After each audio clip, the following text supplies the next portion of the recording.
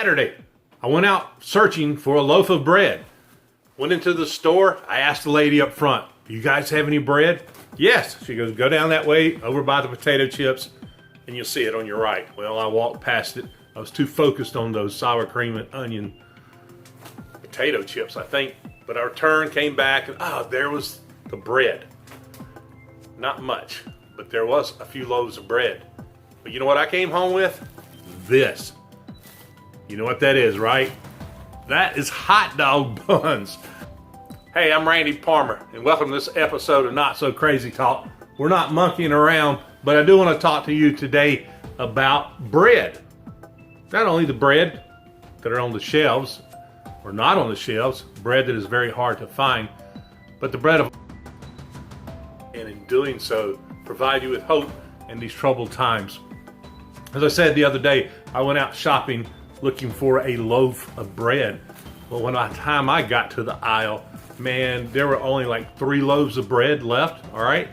And the store I went to, typically I could get a loaf of bread for like $1, and all they had left was 2 loaves of bread for $2.50, and then they had another loaf of bread for $2.25.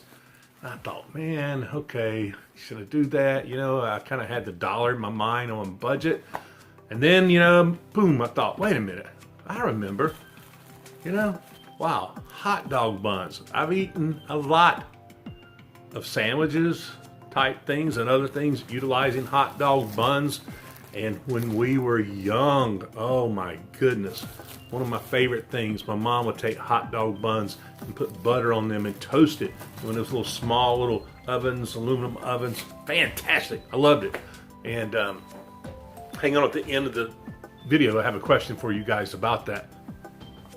But as I begin to think about that, and everybody has been searching for bread, looking for bread. The shelves have been empty in so many places, and people are hungry. Reminds me of John 6:35.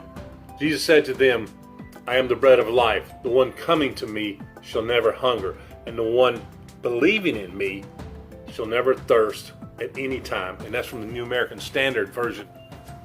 Preceding those words, Jesus had just fed the 5,000 hungry people in the multitude that had been following them. They had 5 barley loaves and 2 fishes. Yeah, I know what you're thinking. That's just barely enough maybe to feed one person. But they had said 5,000 people, and that was probably just the men. They didn't count everybody else. So you had this great multitude of people who were hungry. Sounds real familiar, does it? People are hungry. People are looking for food. Not really sure where to go to get it. They don't have a lot of money. They're worried about, do we have enough to feed everyone? How is this going to happen? We have 5 barley loaves. We have 2 fishes. But yet, Jesus, when he was finished with all that, do you remember what took place? There was food left over, all right? Wow, he more than met their physical need. But for him to meet their physical need, and for him to meet our spiritual need, there's a few things that must take place. Think about it. That bread I bought, this hot dog bun, for it to nourish me, I've got to take it out of the package, right? I've got to take it and I've got to eat it.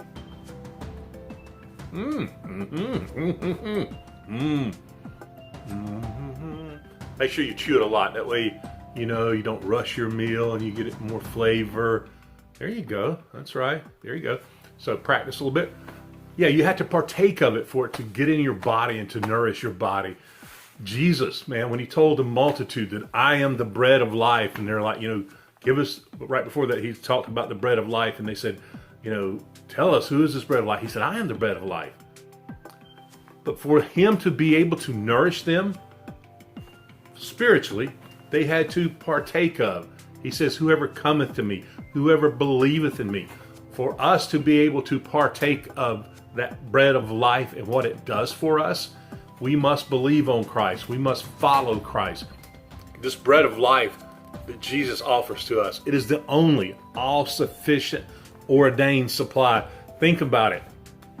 What he's saying there is that there's other things that you might try to use. When I read that, I thought about my electronics. How that sometimes you're like, man, you got a charger? And my nephew will get in the car sometimes. Hey, you got a charger? I'm like, yeah, I got a charger. And wow, wrong kind. Doesn't work on his phone. It made me think about how that so often we are trying to charge our bodies. We are trying to sustain our bodies, and we're using a product that is not ordained to do that. The only product that is ordained to nourish and supply our soul is the bread of life, and that is Jesus Christ. I love what the one commentator said. He said it satisfies every need, sustains spiritual life, refreshes its weariness. Wow. So in this time of physical hunger, and we are searching for bread, I want you to know that your spiritual hunger, that it can be fed. It can be fed through Jesus Christ. We must come, partake of, we must follow him, believe on him to receive that spiritual bread that will nourish us, that living water that will quench our thirst, and that we may be able to experience the bountiful blessings that come from him and the bread of life. I know what some of y'all are probably thinking, dude, you're eating hot dog buns with a sandwich, or you're putting that on a hot dog bun. One of the things that went through my mind when I was there and I bought these, I was like, dude, I'm not too proud. I'm not too proud to take a hot dog bun and make a sandwich out of it. Same is true, man. There's a lot of people that will miss out on the bread of life because, boy, I'm above that. I'm above asking Jesus and following Jesus. Don't be too proud. Partake of the bread of life and find nourishment for your soul, nourishment that will sustain you, nourishment that will help you in your time of weariness. I appreciate you listening. If you have enjoyed this video, if you have gained some hope or help from it, maybe even some humor, would you share it with someone else? And would you also take time to subscribe to our channel, let other people know about it? We would appreciate that. Finally, I have a question for y'all, okay?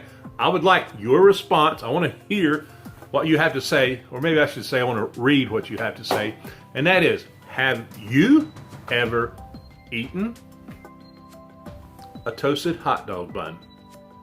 I'm betting that there are a lot of you who have eaten a hot dog bun that has been toasted. And if you have not, I encourage you, try it. You may like it.